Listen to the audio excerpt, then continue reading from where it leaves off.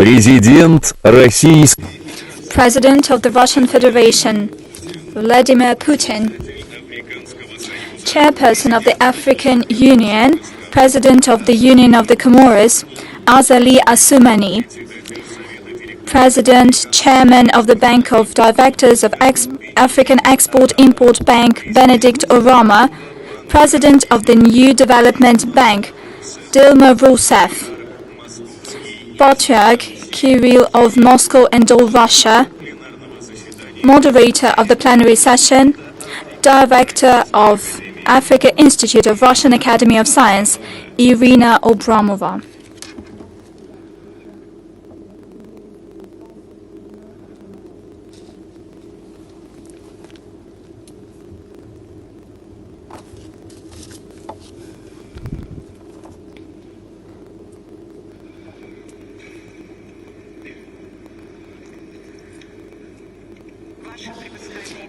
Your Excellencies,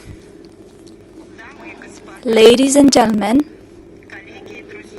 dear colleagues, dear friends, we begin the plenary session of the second Economic and Humanitarian Forum, Russia-Africa. I give the floor to President of the Russian Federation, Vladimir Putin.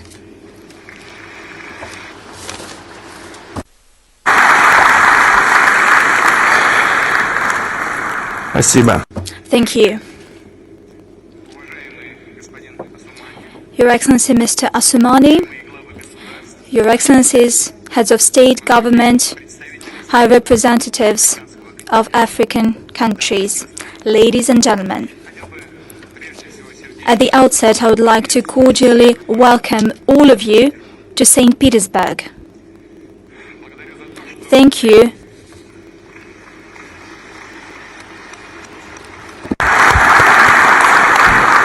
Благодарю. I thank you for accepting our invitation to visit us. In our country, you find yourselves among friends and like-minded people. The list of participants to the plenary session of the Economic and Humanitarian Forum is quite high profile. I believe it is emblematic that Russia-Africa Summit program begins with this important event. Its theme is Technologies and Security for Foreign Development that Benefits People. And it sounds indeed relevant. Certainly, we will discuss the whole range of financial, trade, investment, educational, and social agenda items in connection to the dynamic changes that are happening in the world in digital and information area. At the same time, the main focus would be on strengthening the prosperity of our citizens, improving their living standards, and addressing urgent issues. Let me note that the sectoral sessions of the forum on energy, logistics, transport, agriculture, finance, healthcare provide a platform for many useful and constructive discussions. Promising ideas and proposals are being considered on new mutually beneficial joint projects, specific practical arrangements, and commercial contracts. Africa's potential is clear to everyone. For instance, average annual GDP growth rate of Africa over the past 20 years, 4.5% per year, has exceeded the global rate. The population is moving closer to 1.5 billion persons. It is moving faster than anywhere in the world. It is significant that the increase in middle class that shapes the main demand for modern trade, demand for modern goods and services outpaces similar indicators in the majority of regions. Russia, namely its officials, business community, and the public, is sincerely interested in further deepening versatile trade and investment, as well as humanitarian ties with Africa, which meets the demands of all our states. It helps bring about sustainable growth and prosperity. Let me note that following last year, Russia-Africa turnover reached 18 billion USD. This is one of the clear results of Sochi Russia-Africa Summit. I'm confident that together we can, in the near future, increase trade more drastically. And by the way, Over the past 6 months of this year, the volume of export-import operations with African countries has increased by more than a third. Structure of trade looks pretty good. Over 50% of Russian supplies to Africa are machines and equipment, chemical products, as well as food. We understand the importance of seamless food supplies to African countries. It is important to ensure social and economic development and to maintain political stability. That is why we have always paid special attention to supplies of wheat, barley, corn, and other grain to our African friends, including as part of a humanitarian assistance within the UN World Food Programme.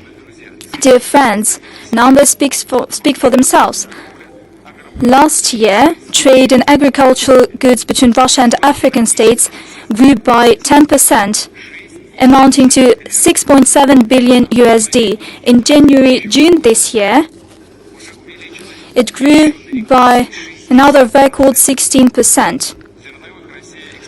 Russia exported grain to Africa in 2022, 11.5 million tons. Over the past 6 months of this year, over the past 6 months alone, we exported almost 10 million tons. And it was possible even despite the illegitimate sanctions imposed against our export that significantly impede the supplies of Russian food. They make transport, logistics, and insurance, as well as banking payments, harder. The situation is paradoxical. On the one hand, Western countries get in the way of our grain and fertilizer supplies. On the other hand, they, let me say directly, they hypocritically accuse us of the current crisis situation on global food market. This approach was especially visible during the implementation of the so-called Green Deal that was concluded with the participation of the UN Secretariat. Initially, it was aimed at ensuring global food security, decreasing threats of famine, and providing assistance to poorest countries, including countries in Africa. However, over almost a year of the so-called deal, overall 32.8 million tons of cargo was exported from Ukraine, of which 70%, dear friends, were supplied to high and upper middle income countries, including and first and foremost the European Union, whereas such countries as Ethiopia, Sudan, Somalia, and a number of other countries, mind you, accounted for less than 3% of the overall volume, less than 1 million tons. Russia opted to participate in this, so to speak, deal, bearing in mind that it has the commitment that illegitimate impediments will be lifted for the supplies of our grain and fertilizer to global markets. Let me state that this is what the assistance to developed poorest countries is about. But actually, it didn't happen. None of the conditions of the deal that had to do with the lifting sanctions from Russian export of grain and fertilizer to global markets has been implemented. None of them was implemented. Obstacles were made for us.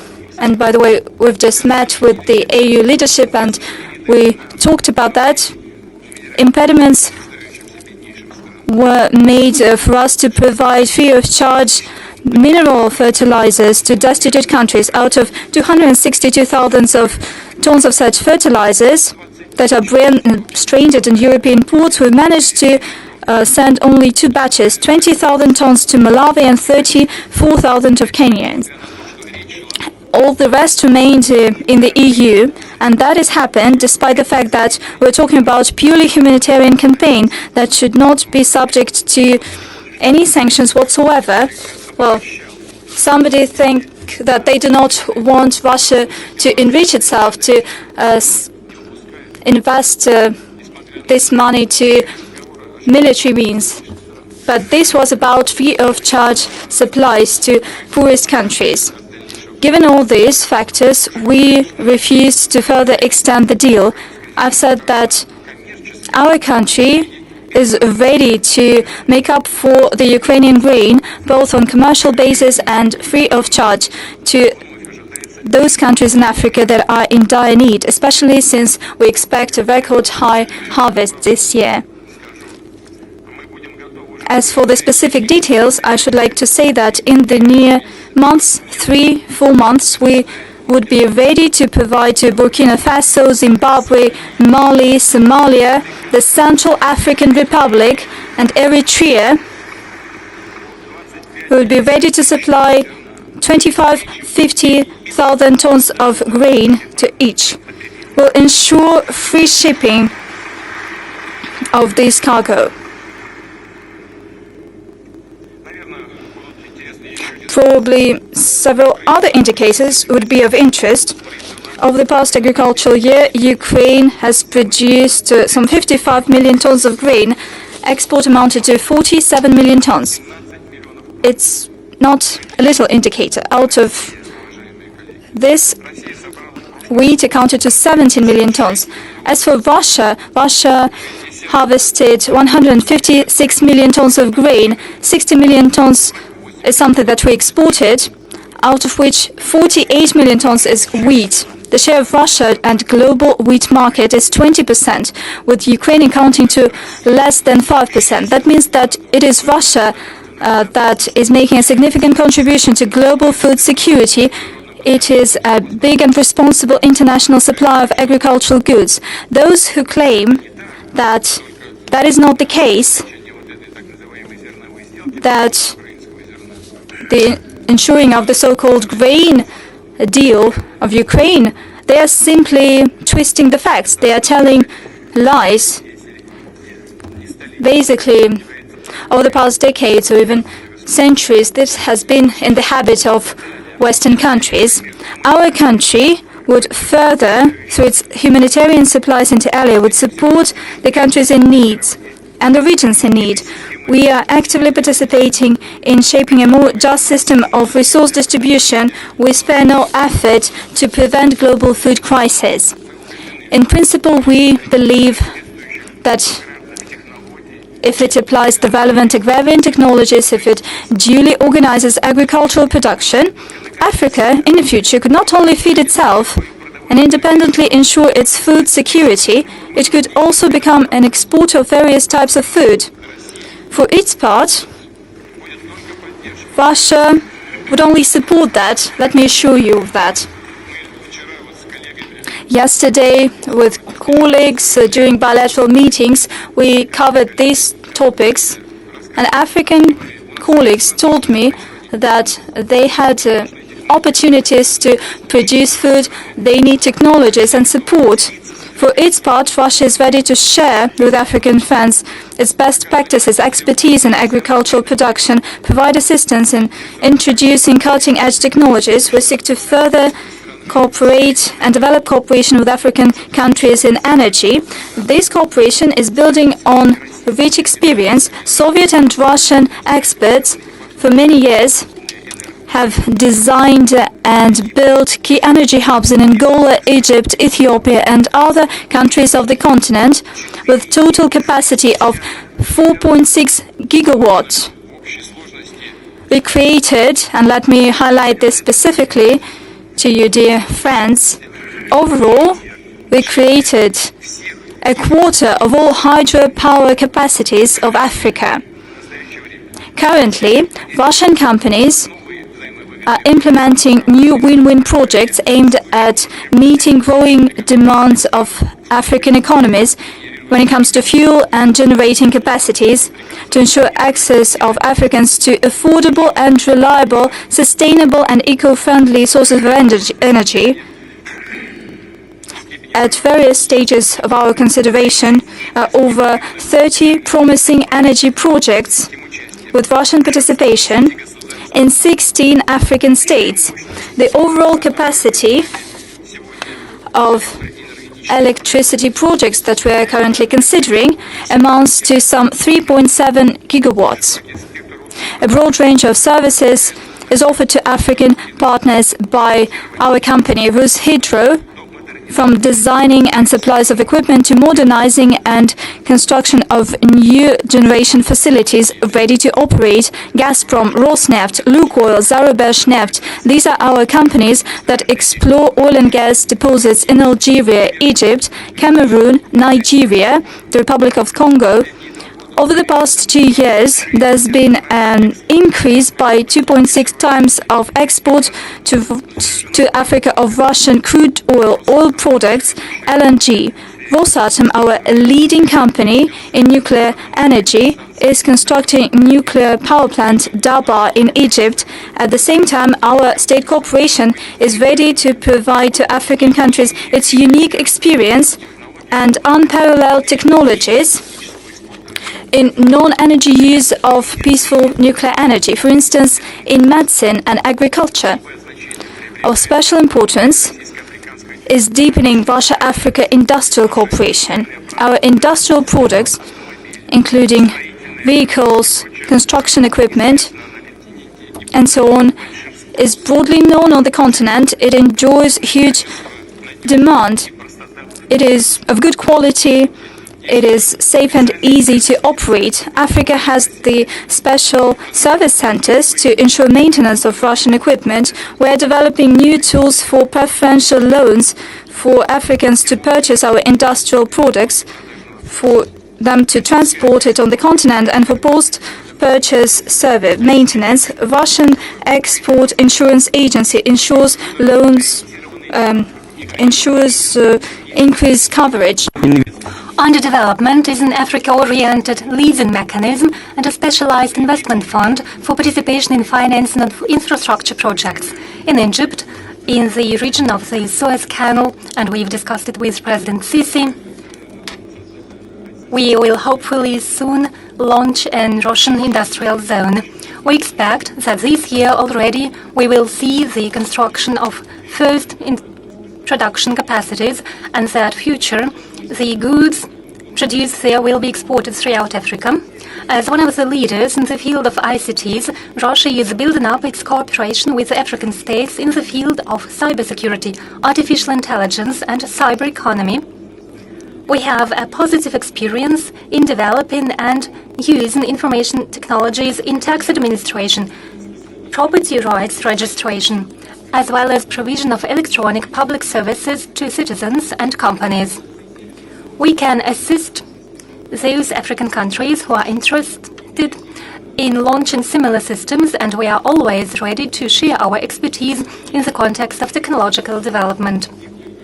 In order to further expand the whole spectrum of trade and economic ties, it is important to accelerate a transition to trade settlements in nation currencies, including ruble. In this regard, we are ready to work together with African countries to develop their financial infrastructure and connect them to the system for transfer of financial messages developed in Russia. It makes it possible to effectuate cross-border settlements regardless of some existing Western restrictions. This will contribute to greater resilience, predictability, and security of our mutual trade. Apart from that, Russia is actively engaged in refocusing its transport and logistics towards Global South, including Africa. The International North-South Transport Corridor that we are developing aims to make sure that Russian goods can enter the Persian Gulf and the Indian Ocean, from where they can be shipped to the African continent inter alia through the shortest sea route. Naturally, this corridor will be used in the opposite direction too, to supply African goods to our market. Linking the North-South corridor to Africa, launching regular sea cargo lines. That's what we are seeking. Opening a Russian transport and logistics hub in one of the ports of the African eastern coast would be a good initiative and a good start to this joint work. Ensuring a greater connectivity of the African continent with Russia through direct flights would be something good. Participation in the development of African railway network, those are the relevant goals that we invite our friends to work together on. Russia is interested in strengthening multifaceted ties with all regional countries and economic integration unions and structures on the continent. For example, we stand for ensuring cooperation between the Eurasian Economic Union as the largest integration project with Russian participation in the African Continental Free Trade Area. We are ready to share with our African partners the integration experience of the Union State between Russia and Belarus. Today we will hold a working lunch with participation of heads of state and government that currently hold chairmanship in the leading regional organizations, as well as heads of executive bodies of these organizations. We intend to offer our African partners our expertise in such important integration issues as lifting restrictions within a common market, the functioning of free trade areas, and pursuing coordinated agricultural, industrial, and other sectoral policies. I'm confident that comprehensive cooperation on a bilateral and multilateral basis will make it possible to enhance the economic ties with Africa in a qualitative and quantitative way. On a separate note, I would like to highlight that essential contribution to the build-up of economic and humanitarian cooperation was made by bilateral intergovernmental commissions. However, the Russian Federation only has it with 1 in 3 countries on the continent, with 18 countries out of 54 countries. In this regard, we offer those who haven't done so yet to consider establishing such a commission with our country. We are prepared for this. And we are also ready to expand the network of Russian trade representations operating in Africa to increase the number of economic advisors and attachés working in the field of agriculture, education, science, and ICTs. Dear friends, we will continue to pay closest attention to enhancing cultural, academic, educational, sports, and youth exchanges between Russia and African countries. In this field, too, our country has a lot to offer. Naturally, a traditional field of Russia-African cooperation has been training of high-qualified specialists. Right now, at a meeting with the heads of African Union, we have discussed this topic. Today, almost 35,000 students from Africa are being trained in Russian higher educational institutions, and this number is growing year by year. The quota for African students whose education is financed from federal budget has increased by 2.5 times over 3 years, and it will reach 4,700 students for the next year. We plan to open subsidiaries of leading Russian educational higher institutions in Africa. There is close cooperation with African educational institutions within the Russian African Network University. In the lead-up to our forum on the 26th of July, St. Petersburg Mining University hosted the signing ceremony of a treaty to establish a consortium between Russian and African technical universities entitled the Subsoil of Africa. It will envisage joint education of specialists in the mining sector. I think it is a very important and interesting sector. We will further assist our African friends in developing not only the college but also general and vocational education. We are ready to train teachers, curators, and technical specialists for school and vocational schools, to establish joint schools for which we already develop adjusted methodological papers that are a convergence of Russian and African national educational programs. We invite you to consider creating Russian language schools in Africa.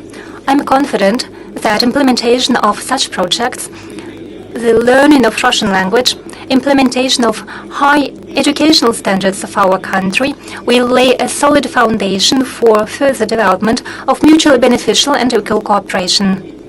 Next year, the International Russian Language Organization will begin its work. It will be open for all countries to join, those countries who love and want to use the Russian language, where they love and have an interest for Russian culture. We invite African partners to join this work. In 28 countries of Africa, we have launched a project to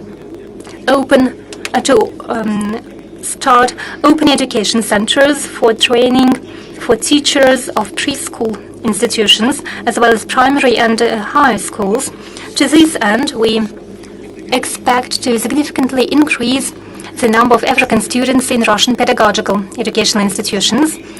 Right now, over 10,000 African students currently staying in Russia are being trained in the field of medicine. Healthcare and fight against epidemics are important fields of Russia-Africa cooperation. Let me remind you, Russia was one of the first to help African countries during the COVID pandemic. We donated millions of Russian test systems to African states. Together with South Africa, we conducted research of new strains of this hazardous virus. Throughout the past months alone, we donated 2 Russian mobile labs to the Democratic Republic of Congo. We continued equipping the Russian Guinea Center for the Infection Study in Kindia, where over 20 diagnostic means have been developed. About 1,500 of local experts have been trained to apply methods to control infections developed in Russia. We also created a joint center for infection studies in Burundi. The Russian Federation has developed a large-scale program to assist Africa in fight against infections. Until 2026, it has been allocated 1.2 billion rubles. Under this program, 10 mobile labs will be supplied to continent. Hundreds of specialists will be trained and joint initiatives, joint research will be conducted. Year by year, Russia and Africa have more and more youth exchanges. Russian and African countries have a possibility to participate in familiarization visits for young experts, political, public, academic, and business circles. Entitled The New Generation, we maintain ties with those Africans who received education in Russia, and I was pleased to speak to African colleagues who can speak Russian at our past meeting. I would like to use this opportunity to invite young African friends to visit our country in March 2024 to attend Sochi and the World Festival of Youth. This large-scale forum will bring together young people from more than 180 countries. We attribute particular importance to cooperation in the field of physical culture and sports. We will further expand our ties with sports federations of African countries. We suggest that we intensify cooperation between sports educational institutions of Russia and African countries. We propose to hold university exchanges, volunteer programs, as well as joint matches in different field sports between educational institutions.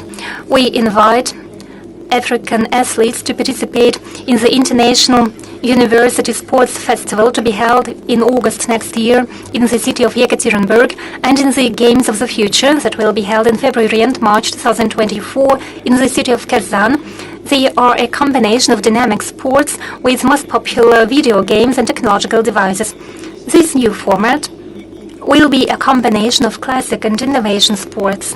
The Russian side also intends to build up its cooperation with African countries in the field of mass communications, in particular in the fields of content exchange, training courses for employees and students of the mass media, and expert events. We are already working on opening offices of leading Russian media outlets in Africa, such as TASS Information Agency, Rossiya Сегодня, RT Channel, and Rossiyskoya Gazeta and Fegoterka. We also suggest that we move towards building a common information space between Russia and Africa that will offer to Russian and African audience access to objective and unbiased information about global developments. In conclusion, I would like to once again stress that Russia is sincerely interested in further comprehensive development and strengthening of trade and economic and humanitarian cooperation of all countries on the African continent. I'm confident that the work of this forum and dedicated sessions, roundtables, and negotiations will contribute to this goal and will be useful, that it will be contribute to reaching all our shared goals. Thank you for your patience and your attention. Благодарю вас.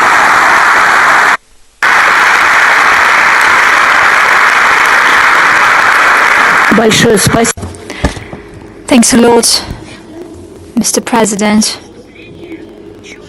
Your statement clearly defined the prospects, the essence, and the main areas of Russia-Africa cooperation amid changes in global world order. I believe that the participants to our forum received their answers to the most urgent issues that are of concern to both Russia and Africa. Cooperation between sovereign states on an equal footing is always a two-way street.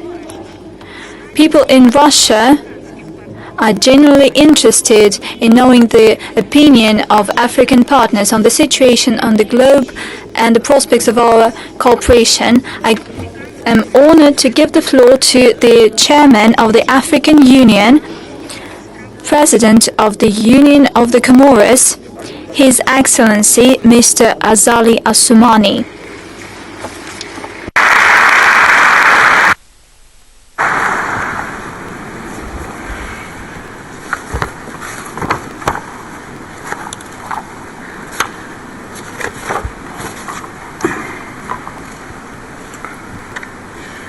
Excellence, Your Excellencies, President Putin, Your Excellency, distinguished heads of state of the African Union,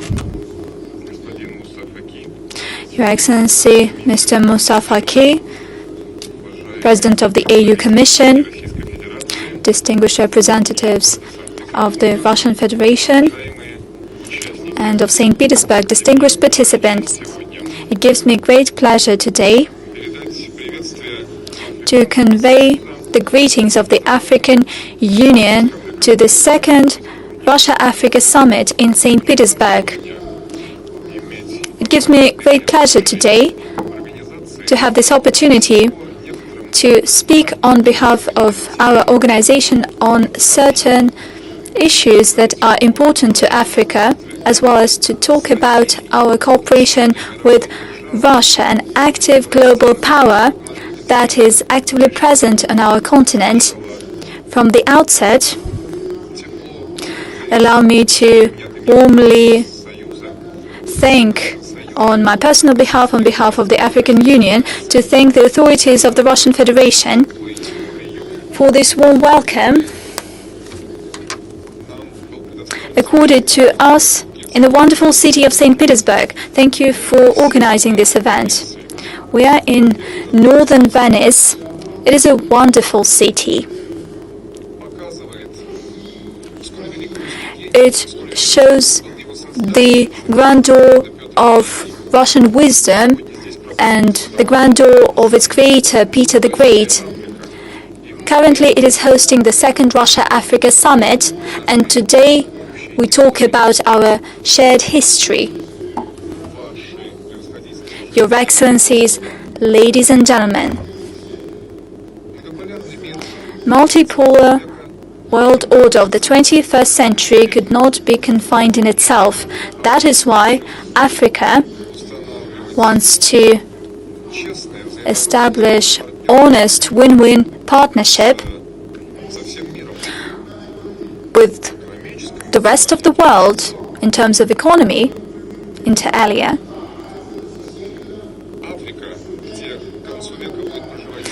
By the end of this century, 3.8 billion people will live in Africa. It wants to establish close cooperation with a great number of partners, both bilaterally and multilaterally.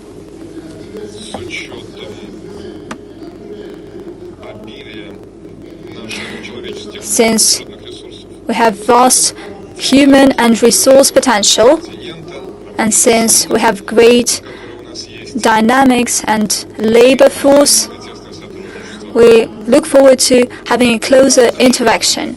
It is clear to us that Russia has a special place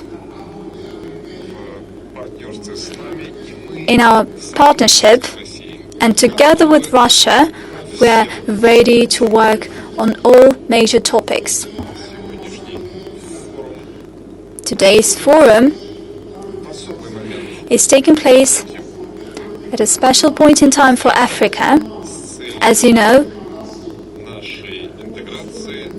to ensure our integration, to promote our cooperation. We established at the Niamey Summit in July 2023, we established the Africa Continental Free Trade Area.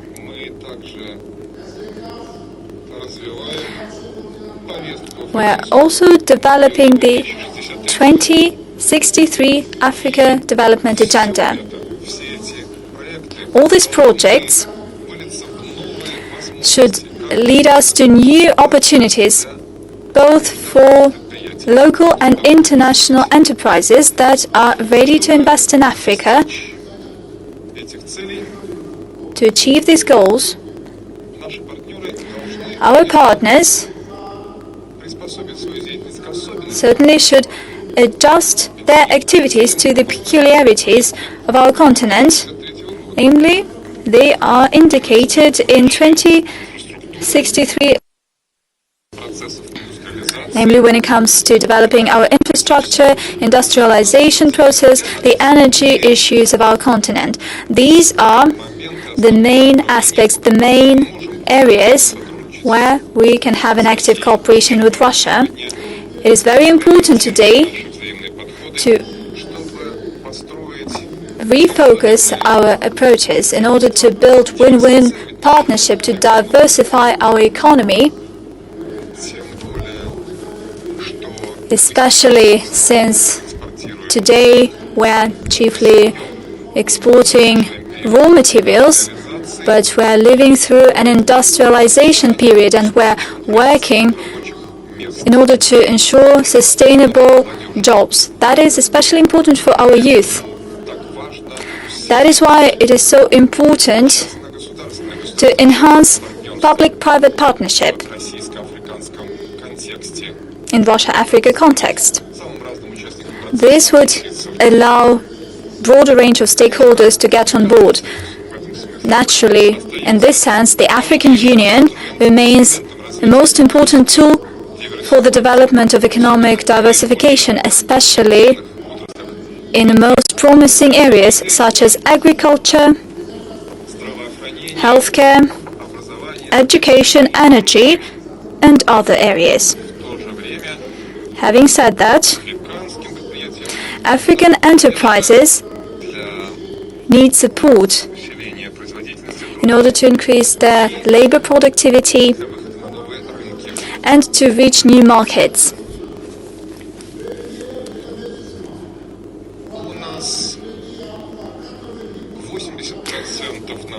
80% of our GDP is rural and agricultural sector. This is the sector where we can develop partnership and new projects. Both public and private sectors in our countries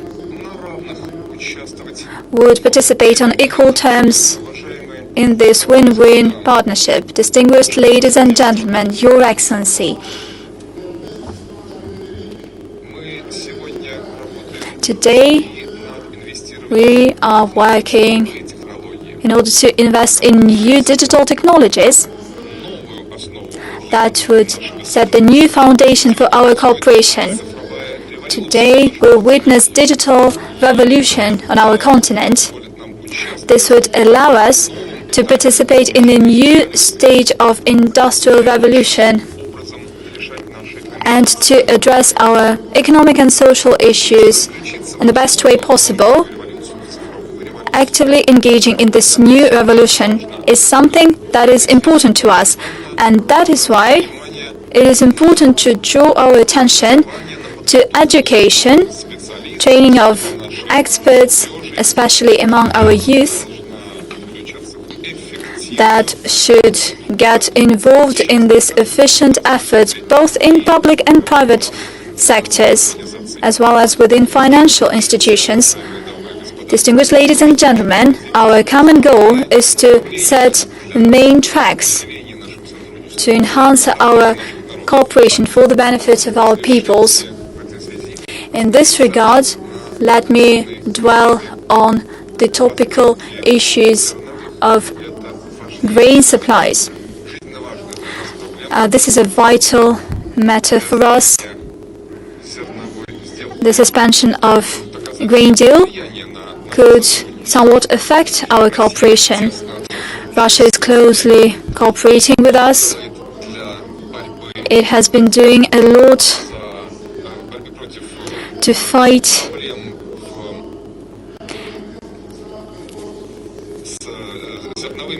against grain shortages and food crisis. Russia supplied over 1.9 million tons of grain worth over 3 billion USD. Today, let me avail myself of this opportunity, of this rostrum, to reaffirm that this topic is important for us. We talked about it back in 2019. The Ukrainian crisis affects significantly the overall situation. That is why the resolution of this crisis could save a lot of lives that depend on food supplies. Currently, our continent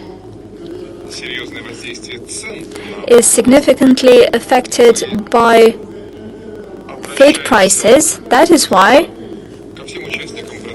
we call on all participants to this process. Please ease the supplies of both Russian and Ukrainian grain to our countries. We are ready to cooperate with Russia in all areas and all sectors in order to ensure peace and security on the continent. Indeed, we are doing our utmost to ensure peace and security in our continent.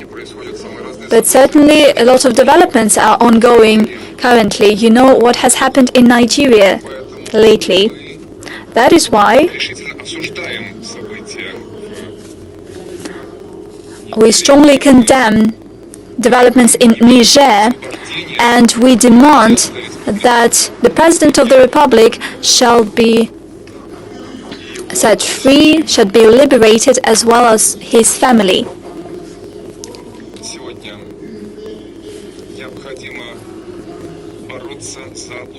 Currently, we need to ensure sustainable peace between Russia and Ukraine.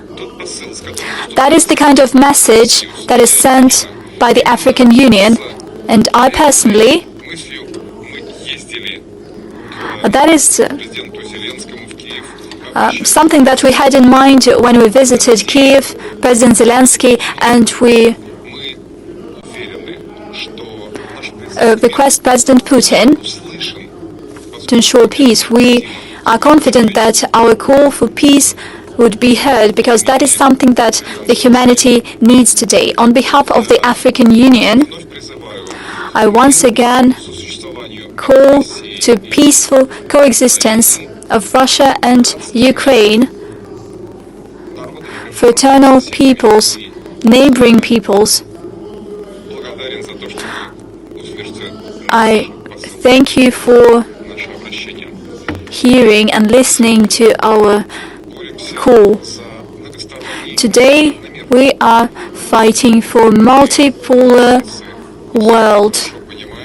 the Africans know it especially well that the global system needs to be reformed, namely the United Nations system.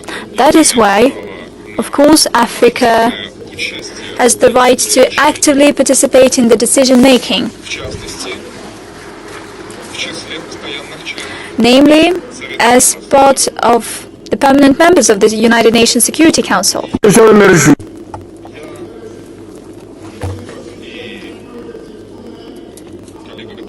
Just as my successor, I will continue to work on this, and I would like to make sure that we hear applause in this hall right now, and I hope that the great work of promoting the role of Africa in the world will be supported by the Russian Federation.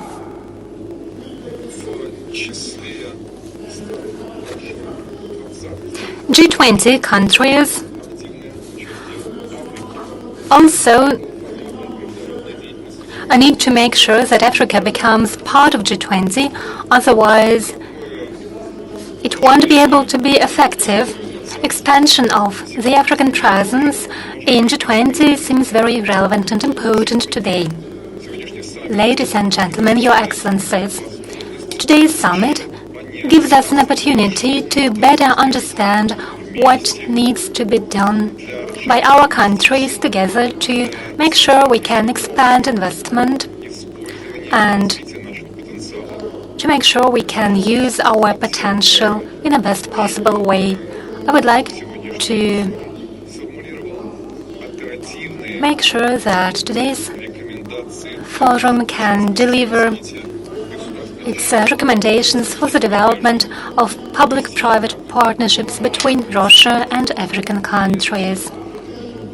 Our continent believes in the future of Russia-African cooperation, a one that is based on mutual respect and mutual benefit.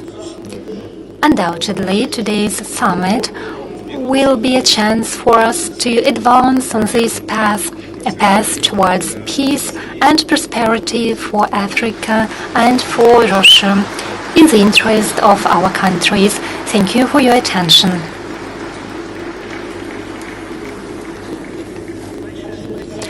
Thank you so much, Your Excellency, Mr. President.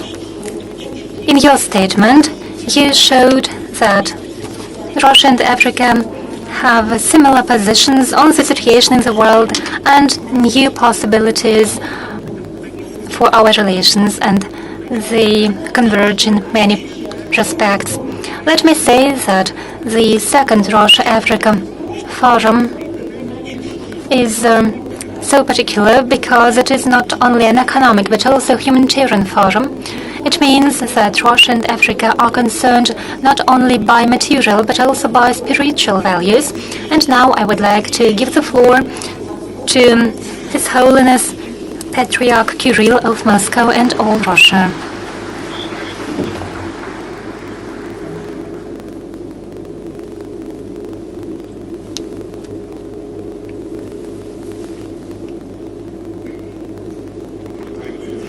Your Excellency, esteemed President of the Russian Federation, Your Excellency, esteemed Mr. Azali Assoumani, President of the Union of Comoros, esteemed leaders and high representatives of African countries, I would like to extend my warm greetings to all of you, and I thank you for inviting me to speak at such a high-level meeting aimed at promoting cooperation between Russia and African countries.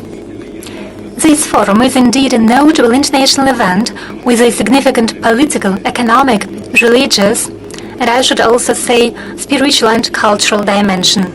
Despite a great geographical distance between them, peoples of our countries have a good, long-standing tradition of relations.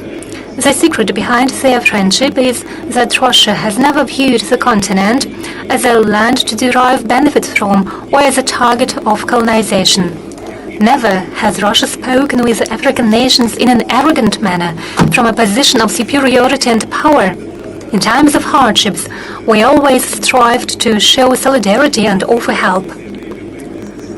When African countries were going through a difficult time, fighting for their independence and self-determination, Russia tried to actively support them and later worked together with them at building up a peaceful life and developing many infrastructure projects. It's wonderful that such cooperation continues to this day. Our mutual good feelings are time-tested and based, among other things, on our shared understanding of fundamental tenets underlying human life and our deep commitment to the imperishable moral values. Being faithful to traditions, seeing family as a union between a man and a woman, loving and respecting one's own history, striving for goodness and justice, all these essential principles of our civilization are of overriding importance to people in both Russia and Africa, who also cherish their spiritual and cultural identity. These principles are so important to us that we are ready to uphold and defend them. And sometimes defending them means acting in rather adverse circumstances. Over the past several decades, the world has undergone radical changes. It refers not so much to the political map, economic processes, or technological progress, as to that dangerous spiritual and moral climate which is being created through active and even aggressive efforts of many Western countries. Moral relativism, the cult of profit and consumption, freedom misinterpreted as all permissiveness, a threat of destruction facing the institution of traditional family. These are just a few of the adversities we face because of the system of values, or rather anti-values, imposed by certain forces in the West. For their adoption inevitably leads the humanity to cultural and spiritual degradation. Thank God, it is seen as a serious hazard not only in Russia, where laws are being adopted with the view of shielding society from propaganda of a culture alien to us and from trends that are unwholesome relative-wise, but in African countries as well. I know that despite colossal pressure, the overwhelming majority of African countries strongly oppose legislative legalization of so-called same-sex unions, euthanasia, and other sinful doings. Undoubtedly, our stance on these matters is what brings us closer together. We act based on the same fundamental principles, and therefore we are always happy to meet with those who share our ideas. It is wonderful that Africa plays an increasingly important role in international relations, as it evidenced by the African countries' peacemaking initiatives and their active involvement in resolving continent-related and global problems. It is my conviction that together Russia and Africa will be able to offer to the world a constructive model of international relationships based on honesty and justice. Unfortunately, not everyone in the international community of Western states still can't let go of their colonial past, following this pattern in the way they think and act. It is my hope that fostering good relations between Russia and African countries will help uphold traditional moral values in the world. Another felonious instrument in today's politics is inciting interfaith enmity. It grieves me to point out that such phenomena have become dangerously widespread on the African continent. Unfortunately, it is Christians who are being subjected to most severe persecution. Taking this opportunity as the primate of the Russian Orthodox Church, I earnestly and with a heavy heart appeal to all those who have means and real authority to influence this tragic situation to do everything within their power to defend persecuted Christians in Africa. As the past few decades and the history of many regional conflicts have shown, masterminding and provocations on religious grounds are often financed by those who want to weaken a certain country from within and act based on the well-known divide and rule strategy. It is vital to prevent any attempts to stir up an interfaith hatred, especially considering multi-confessional and multi-ethnic nature of most African countries. Cultural and ethnic diversity is what every country needs to cherish as treasure. In this regard, Russia, I strongly believe it, has valuable experience accumulated over the centuries, which it is willing to share. We are a country of more than hundreds of nationalities, harmoniously coexisting here are representatives of different religions and confessions, such as Orthodox Christians, Catholics, Protestants, Muslims, Jews, and Buddhists. Living side by side with one another, we freely profess our faith and cooperate in educational, humanitarian, peacemaking, social, and other spheres. And as an instrument to do so, we established dedicated organizations where we not only consult each other but also develop joint action plans. The Russian Orthodox Church, mindful of its special responsibility for the future of the peoples historically associated with it, strives to foster in the person faithfulness to God's truth, respect for tradition, and love for his and her country. Recently, the Russian Orthodox Church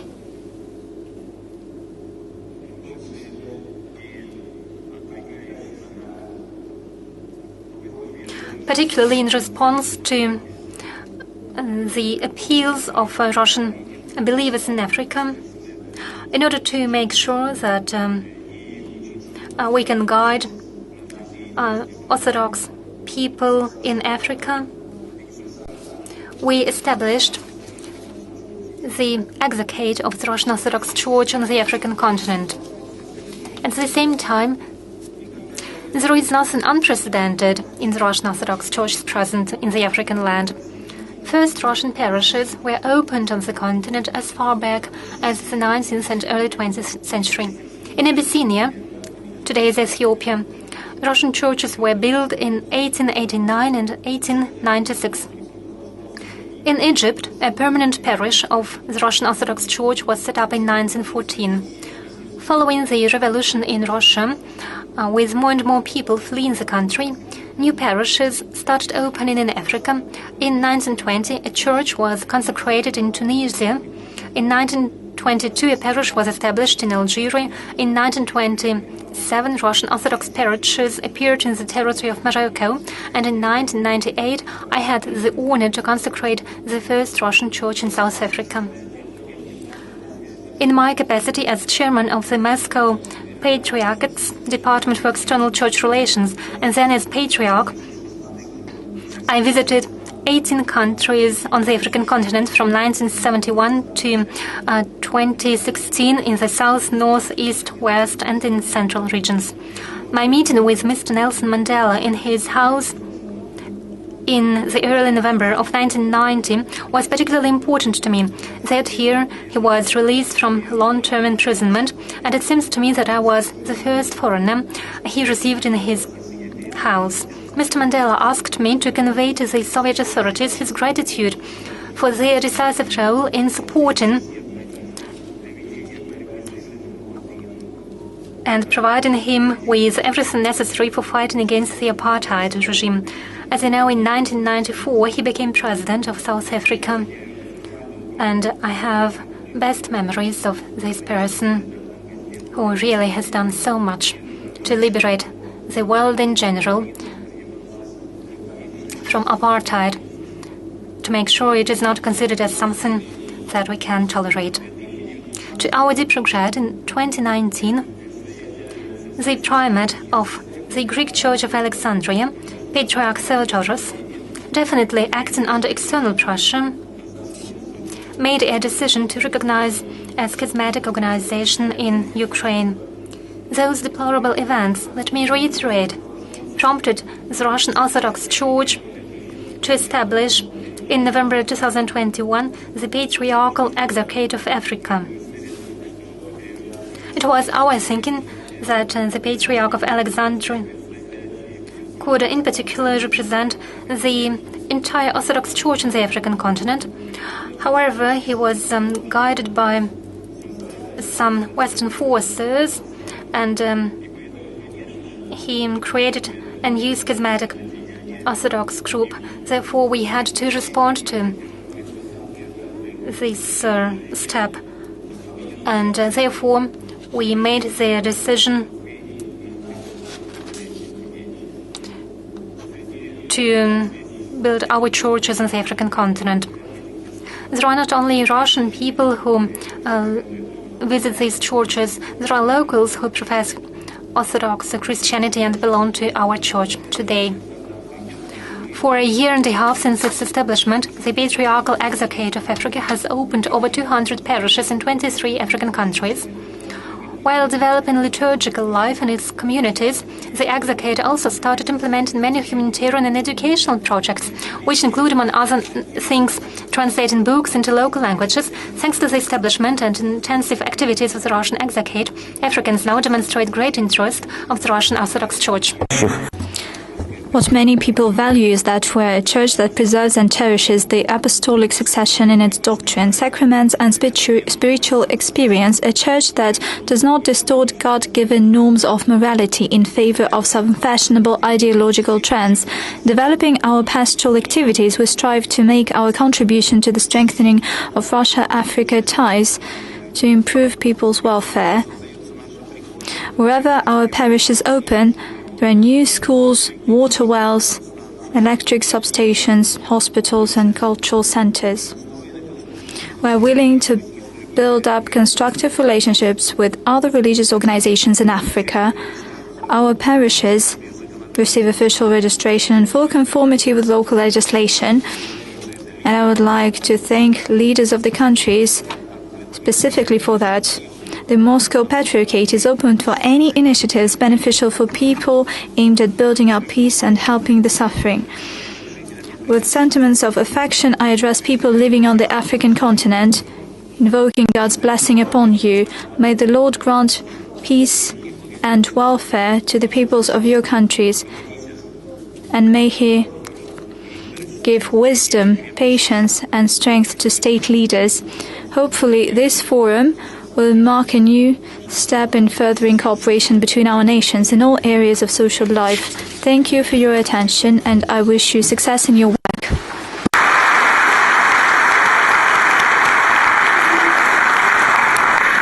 Большое спасибо.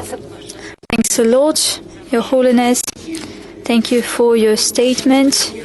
You gave a deep overview of the humanitarian dimension of our cooperation. You specifically highlighted the importance of interreligious dialogue to ensure the achievement of humanitarian development goals. Our next speaker came to St. Petersburg from Western Hemisphere, from a country that historically and culturally enjoyed deep ties with the African continent. I give the floor to Dilma Rousseff, President of Brazil from 2018 to 2016, 2011-2016.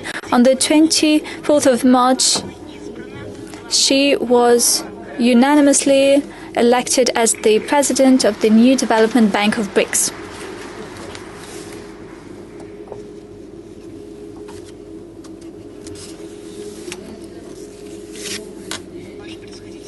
Your Excellency, President Vladimir Putin of the Russian Federation, Your Excellency, President of the Union of the Comoros and Chairman of the African Union, distinguished heads of state and government, ladies and gentlemen,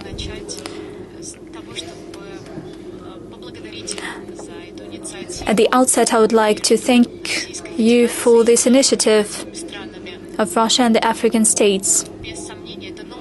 Without any doubt, this is a new platform that would allow us to build a more multipolar, versatile world. We know that today the world is facing a myriad of crises. And against this backdrop of instability has become a new normal. We have gone through COVID-19 crisis that seriously affected developing countries. We face debt crisis, as well as protectionism by many Western countries. We see political and climate crises. Against this backdrop, emerging economies and developing countries have started playing an increasing role on the global arena. BRICS represent over 40% of the global population. They account for over a quarter of global GDP.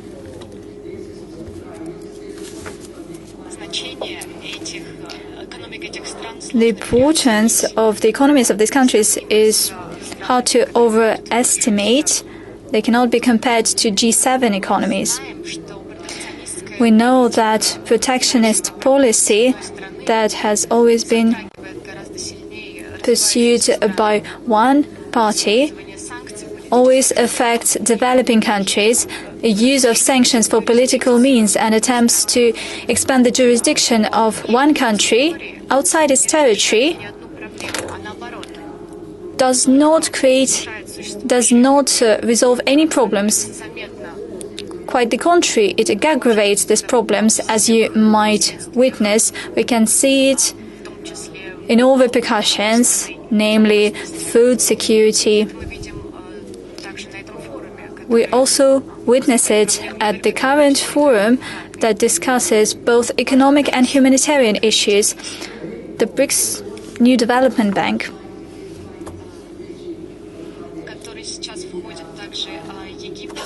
that brings together Egypt, Bangladesh, and the UAE, among others, as well as regional development banks.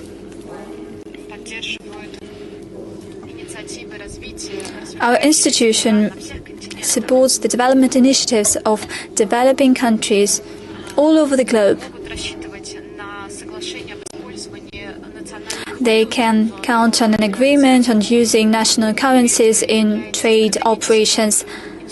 That is a strategic instrument, a strategic tool as we try to strike a balance of forces and as we seek to build a more just and multipolar world order. The New Development Bank was established only 8 years ago, in 2014, during BRICS Summit in Fortaleza. I had the honor to attend the opening ceremony together with President Putin. Since this bank was established by the will of 5 countries, this bank is often called the BRICS Bank, but certainly it has grown bigger. It is not confined to these 5 countries. The New Development Bank seeks to accumulate resources in order to help logistics and infrastructure projects in various countries, in order to help develop energy, social infrastructure, building schools, opening universities, medical institutions, as well as to develop digital infrastructure. We know that the 4th technological and industrial revolution would demand developing economies changes in a way that they need to participate in the new way of production.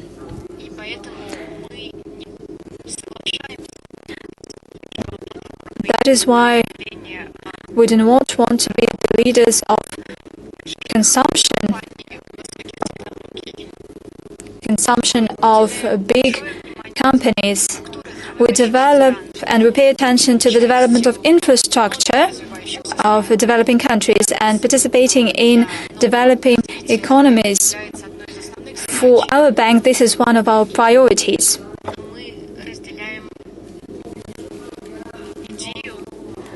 We share the view that our work should be aimed at prosperity and well-being of our peoples, at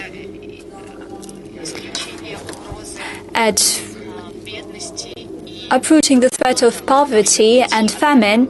We need to get away from this famine issue in our countries. We have been working in the spirit of genuine multilateralism.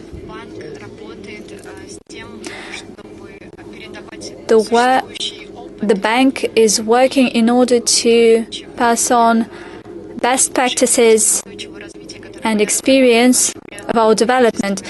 That is something that was devised by our governments. It is important to note that the new development bank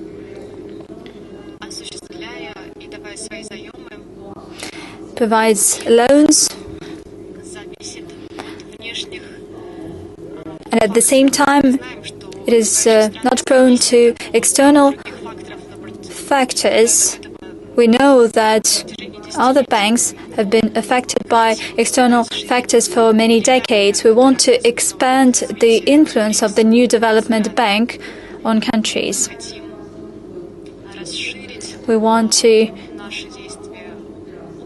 expand our activities. We want to strengthen the bank as a platform where global South countries could develop.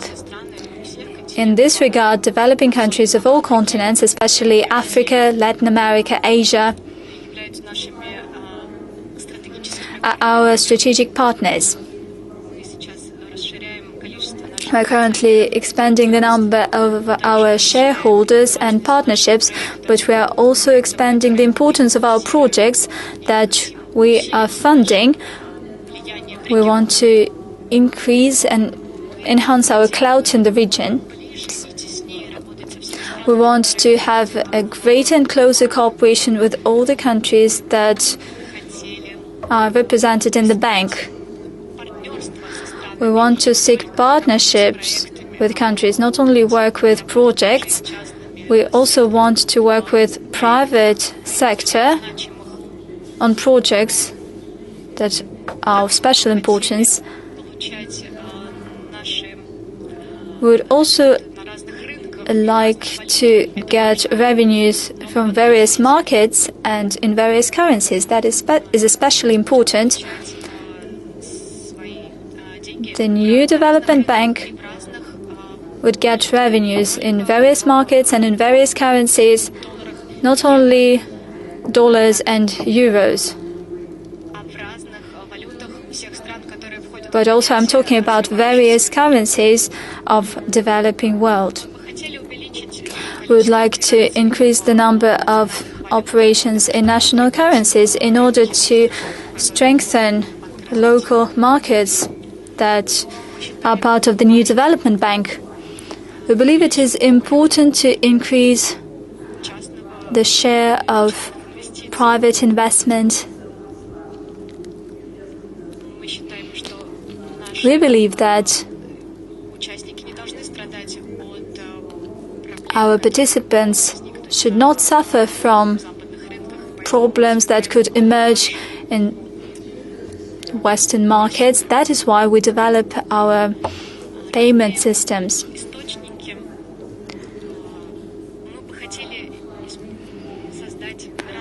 We would like to create various sources of income so that the developing countries could achieve stability. At this point in time, we know that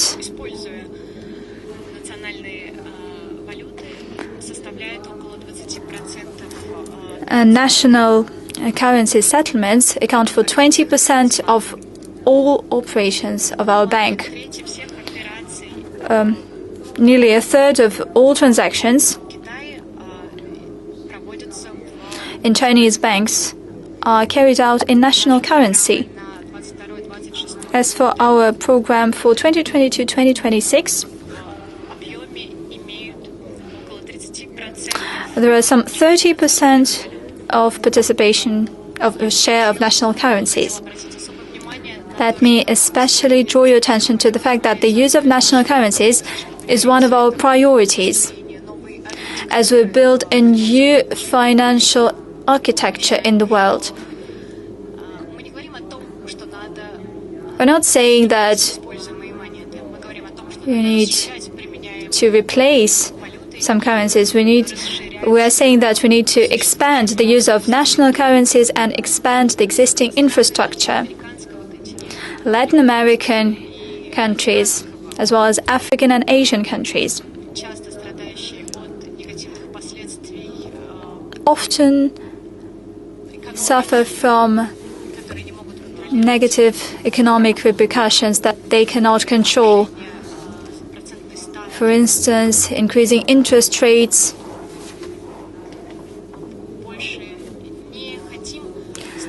We no longer wish to be affected by the changes in indicators that we cannot control. We're just simply suffering from the repercussions. And the third aspect that is important for our bank is the development of social and economic sector and increasing social inclusivity. We don't consider it necessary to impose our vision on each and every country. We take into account various paths of development and the sovereign paths of each and every state. The new development bank wants to support projects that help alleviate social differences and social gaps and helps to increase the social and economic level of every country. Equally, we believe it is important to implement social and infrastructure projects that would benefit the respective countries. The NZB has already approved of 98% of all projects, and in total they amount to $35 billion. We are cooperating with various regional banks. We cooperate with the African Export and Import Bank and other banks that operate in the field of social and economic development. We are also working with private investment, and we believe that through our joint work we'll be able to implement infrastructure and transport projects aimed at increasing the well-being of the participating countries. I'm sure that the NZB in the BRICS region and all BRICS participating states will gain an ever-growing role on the international arena, and the bank will become a new platform for cooperation. In this context, this summit is up to the challenges of modern time, and our bank helps achieve a multilateral peace to the benefit of the developing countries.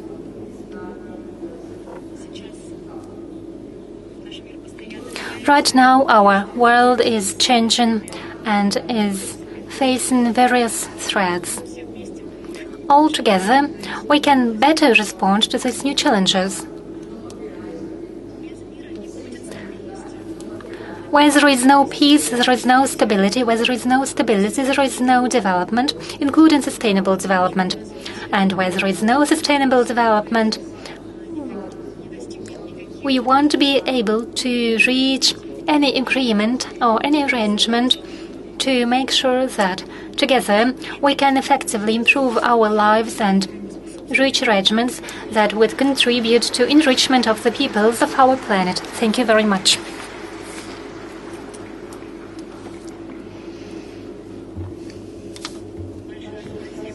Thank you very much, esteemed Madam Joseph, for your statement. It is clear from your statement that both Russia and Africa have many supporters in various continents. The next participant will speak for the first time on this scene. For the second time. He has already participated in the Sochi Forum, and it's not a coincidence. Russia-Africa cooperation is one of the key areas of importance today, and I give the floor to the President and Chairman of the Board of Directors of the African Export and Import Bank, Benedict Orama. Your Excellency, you have the floor.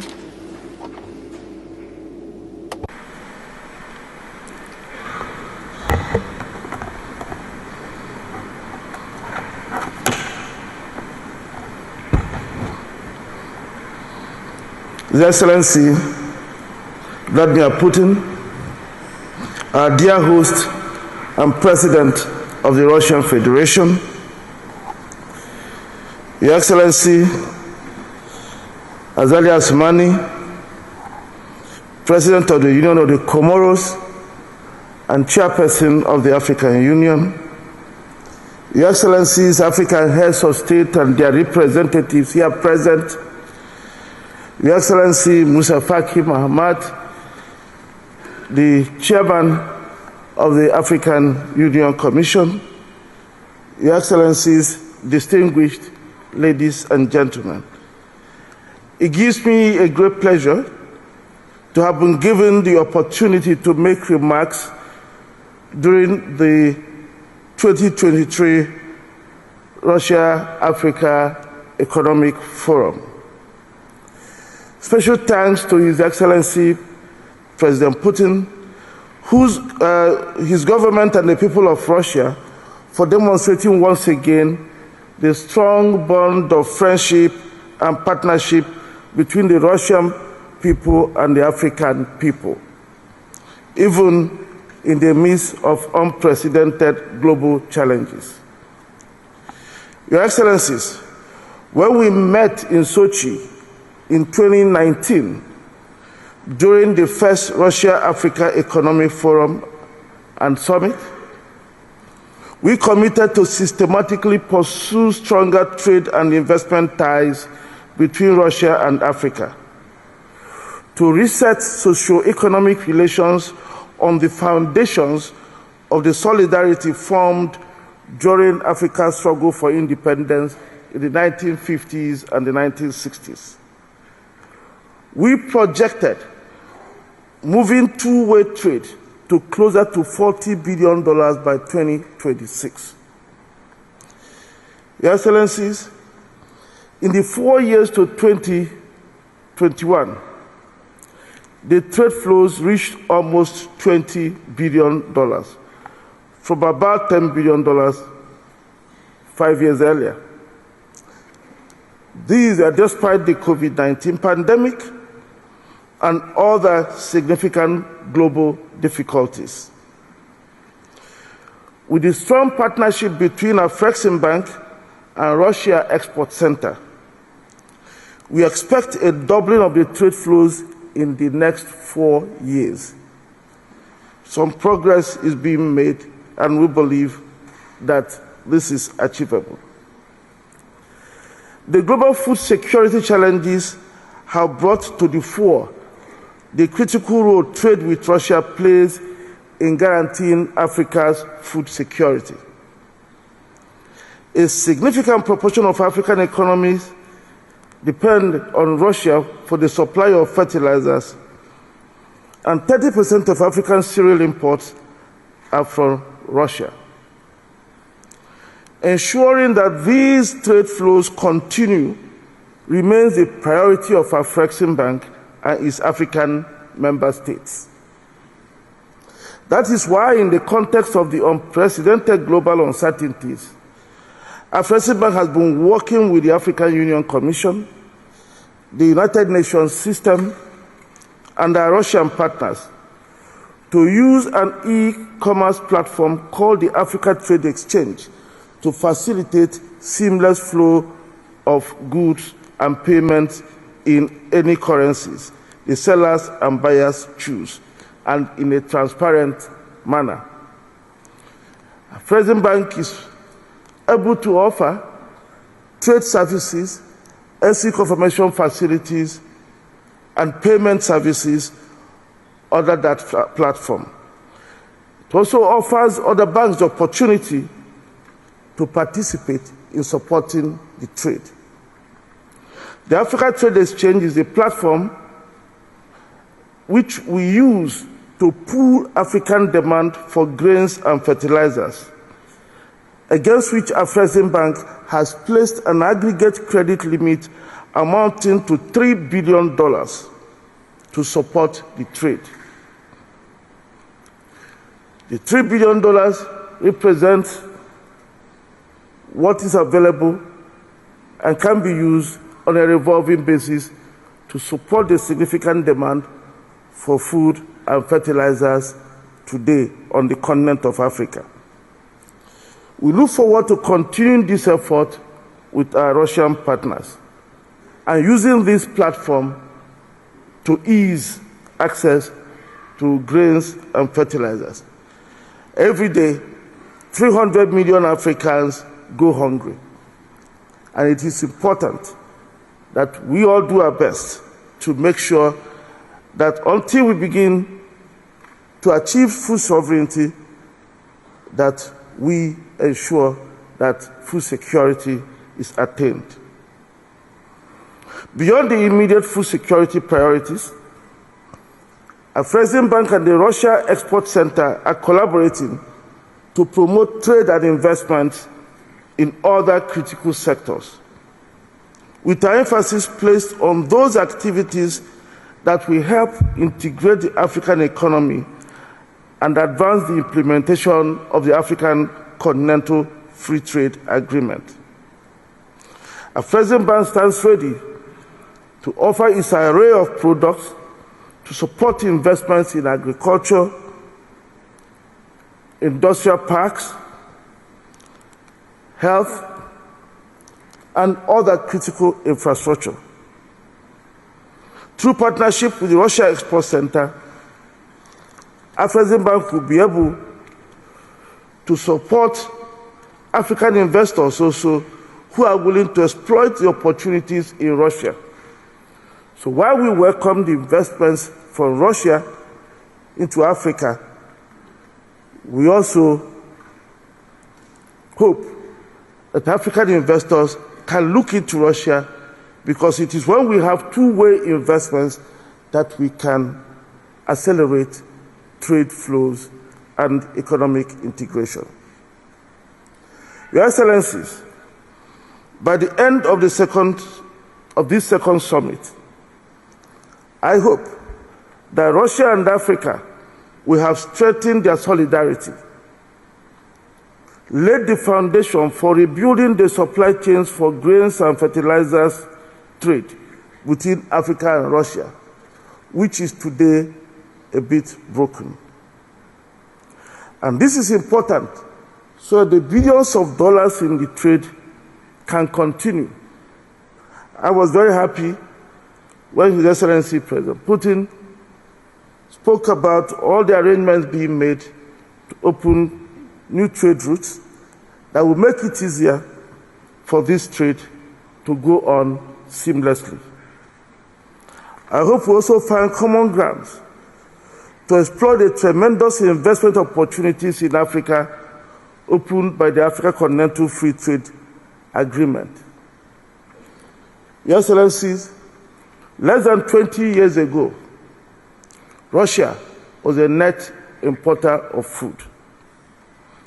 Today, Russia accounts for 20% of world exports of grains.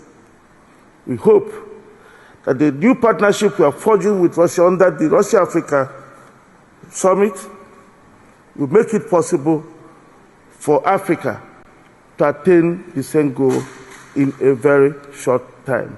I thank you for listening.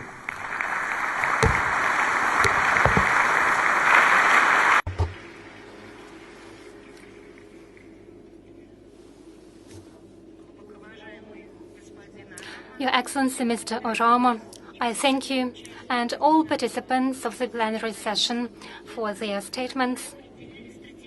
They set out the strategic areas of our further discussions.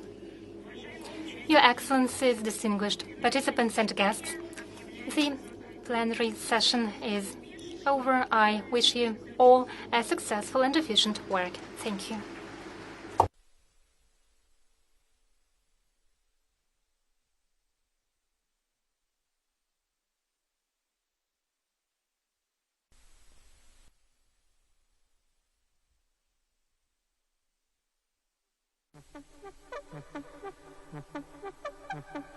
Thank you.